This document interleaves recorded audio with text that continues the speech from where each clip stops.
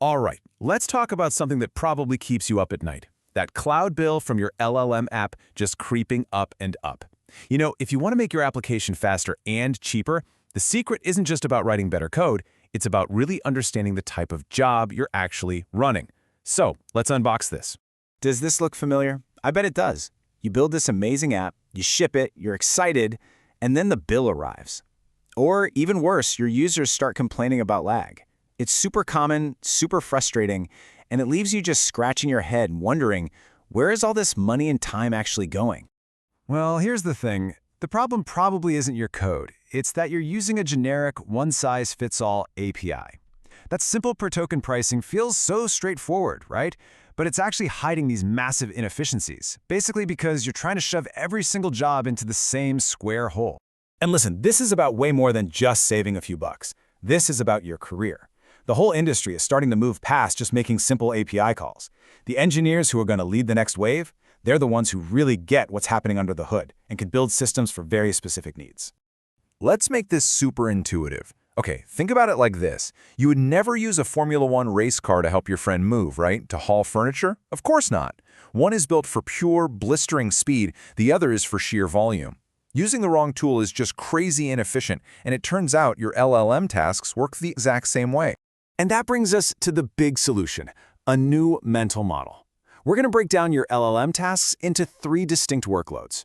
We'll call them the cargo ship for those heavy data jobs, the race car for when speed is everything, and the delivery fleet for when you have to handle unpredictable demand.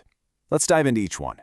First up, the cargo ship. This is your offline workload. And the name of the game here isn't speed. Not for a single request anyway. It's all about how much data you can possibly process for every single dollar you spend.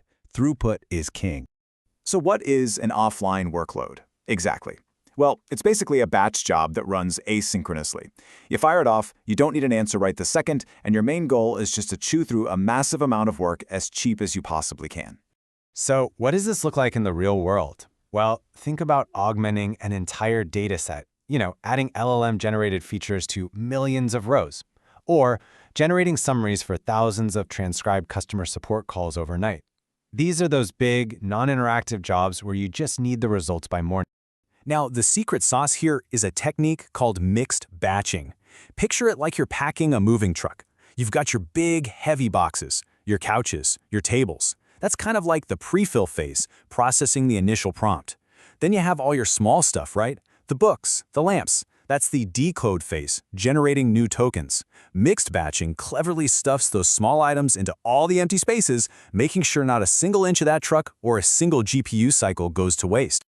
So, if this sounds like your workload, here's your playbook. Step 1, use an inference engine like vLLM that's literally built for this kind of smart scheduling. 2, send really large batches of data in each request. Give that scheduler more to work with. And 3, use asynchronous calls so your system can just queue up tons and tons of jobs without ever getting blocked. And get this. Here's a quick fun fact that might actually blow your mind a little. When you're optimizing for throughput per dollar, and not necessarily throughput per second, older and cheaper GPUs can sometimes be the more economical choice. You just get more raw processing power for your money, even if it's a little bit slower. Okay, let's totally switch gears. It's time to talk about the race car. This is your online workload. This is when a real person is sitting there, waiting, and every single millisecond of latency counts. It is all about speed. You know these jobs. We're talking about things like AI-powered auto-completion in your code editor that has to feel instantaneous, or real-time voice agents on a support call, and of course, any interactive chatbot. If your user even thinks they're waiting, you've already lost. So when you're chasing that super low latency, you eventually hit a hard wall. It's the memory bandwidth limit of your hardware. It's like the physical speed of light for your chip. But here's the plot twist. What if I told you that you can actually cheat? The technique is called speculative decoding, and it's honestly genius. You use a teeny tiny, super fast model to just guess the next few words. It drafts a response. Then your big, powerful, and kind of slow model just looks at that draft and validates the whole thing at once, instead of generating one painful token at a time. It's like having a junior assistant draft an email that the boss can just approve in seconds. And the results? I mean, just look at this.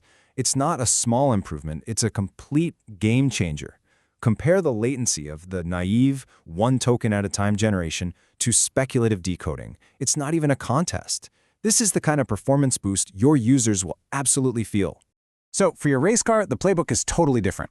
You're going to want to use an engine like SGLang, which is optimized for low overhead and has fantastic support for speculative decoding.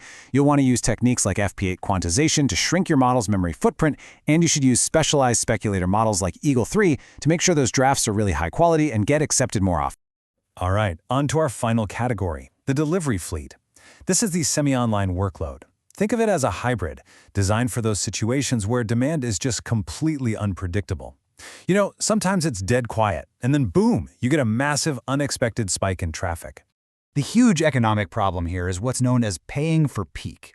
You have to provision and pay for enough capacity to handle the absolute worst-case scenario traffic spike. But most of the time, your actual demand is way, way lower. You see that giant gap between what you've paid for and what you're actually using? That's just money down the drain. So the solution is to start thinking like a cloud provider.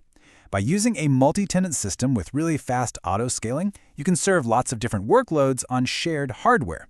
See, your traffic spike might happen at 9 a.m., but someone else's happens at 3 p.m. When you average all those different peaks and valleys out, the demand becomes smooth and predictable. And that drastically cuts that peak you have to pay for. Okay, time for a quick pop quiz. Let's see if you're with me. Remember that AI code assistant we talked about? The one that gives you auto-completion? Is that an offline, online, or semi-online workload? I'll give you a second. If you said online, you are exactly right. A developer is actively waiting for that completion, so low latency is absolutely the #1 priority. So, for your delivery fleet, here is the game plan. You need GPU resources that can auto-scale and boot up incredibly fast. You're going to want to use techniques like GPU memory snapshotting to slash those cold start times from minutes down to just a few seconds. And finally, you have to tune your scaling policy so it can absorb those small bursts without spinning up and paying for a whole new instance for every tiny little fluctuation. So where is all this headed? What's next? Well, the future is already taking shape. Keep your eyes peeled for techniques like lossy optimizations, where you might trade a tiny bit of model accuracy for a huge gain in speed. We're also seeing crazy innovations like layer skipping and entirely new kinds of hardware that are just going to keep redefining what's even possible. So, to wrap this all up, I have a question for you. Now that you've got this framework, the cargo ship, the race car, and the delivery fleet, what's the biggest workload mismatch you've seen out in the wild? Think about a time you saw someone basically using a race car to haul furniture. Share your story in the comments below. Seriously, it's how we all get better. Thanks so much for watching.